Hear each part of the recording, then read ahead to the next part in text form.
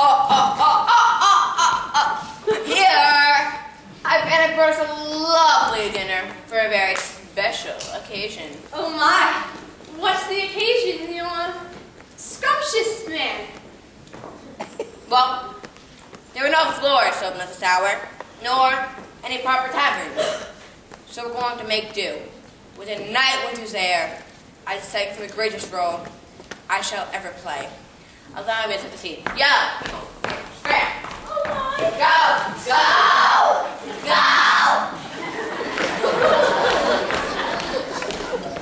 Oh, now where was I? Oh, yes. An actor. He's put on many faces over the years. He laughs. He cries with the audience.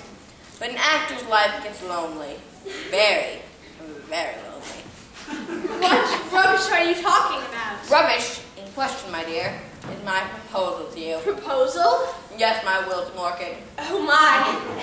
Before you risk all and put your heart in the chopping block, I must ask, wouldn't you prefer a more Rubbenesque woman? One who can match you, crumb for crumb? Miss Dunstable, you are the paragon of ill health and waifishness. I could not ask for a more attractive,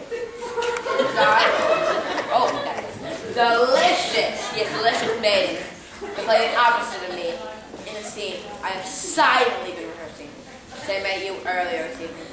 Shall I begin? Oh.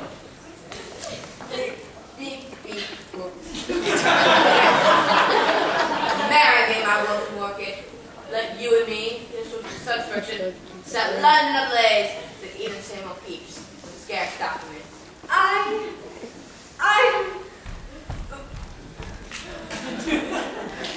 Something concerns you, my dearest. It's only that, in the traditional decorum of courting, a suitor would have to solicit permission from my father to even ask such a question.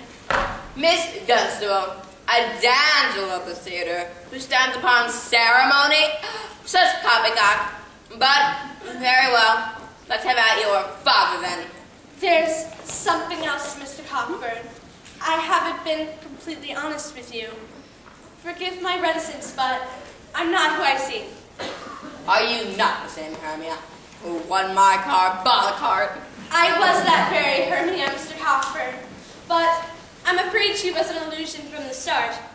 All of this stage makeup and fanciful costuming can't change the fact that I'm a poor folk. Poor folk?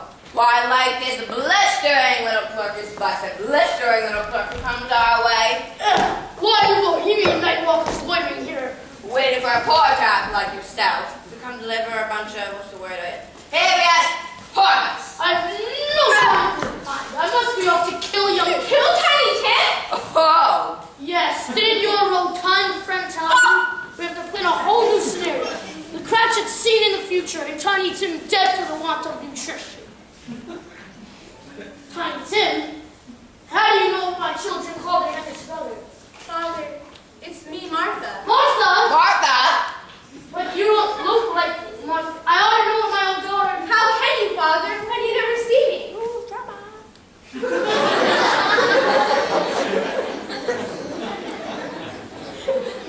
You haven't been home in so long, Who want to be there, Father? It's all panic. This is very... Why surprised you didn't even know I was home? Wait. So this portrait right here, this little portrait right here, is your father. Could it be? Yes. I have been working double shifts at the milliners for 2 years.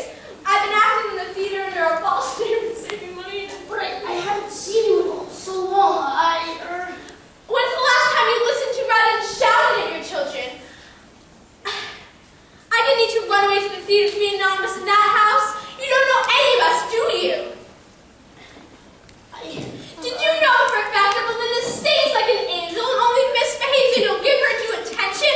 And Peter, bless his heart, he's a little slow, but it's nothing an intelligent man like yourself can change by perhaps teaching the alphabet rather than your manifestos. If I might interject, a man has duties outside his home. Naturally, it's a duty to his family. Tim, poor tiny Tim, he adores you. He hangs on your every word.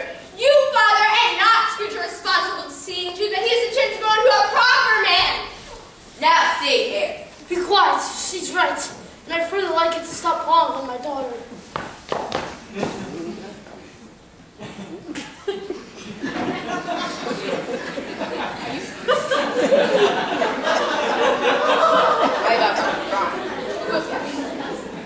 Martha!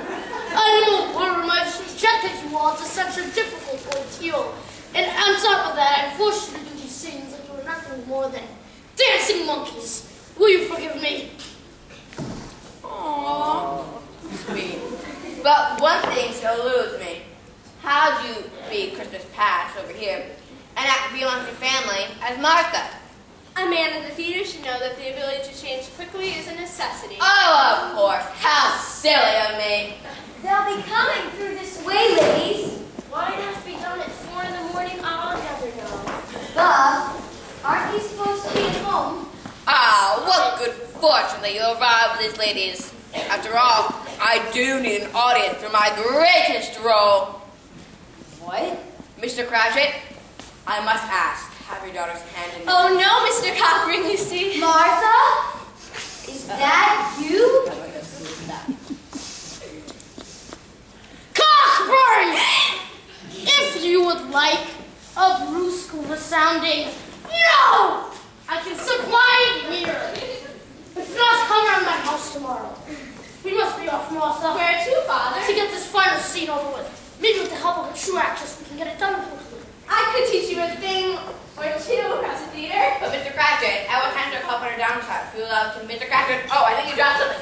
Wait, Mr. Cratchit! Mr. Cratchit, wait! You dropped something!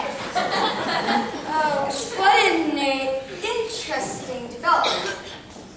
At any rate, they'll be coming through here. Remember to carry on a discussion for Scrooge to overhear, like we talked about. I rather like the idea of imagining the old geezer's funeral. And if this hoodoo works, our business relations between us are quite to our advantage. Good, good. Why, where are you going? While Cratchit's performing his next scene, I'll be planting the old man's headstone. Haha, I'd like to see the old guttersnipe's face when he sees that. Oh dear, they're upon us. I must be going. Remember to point Fred in this direction toward Camden Town. Good luck. No, I don't know much about it either way. All I know is that he's dead. He's dead? When did he die? Last night, I believe. Why, what was the matter with him? I thought he'd never die. God knows. What has he done with his money? I'm not sure. Left it to his company, perhaps. He hasn't left it to me, that's all I know. It's likely to be a rather cheap funeral, for upon my life I haven't known of anybody to go to it.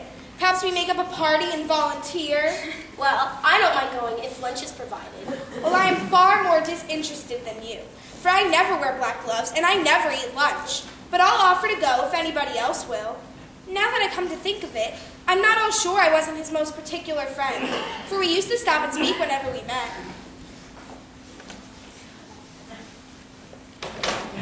Bye-bye. Bye.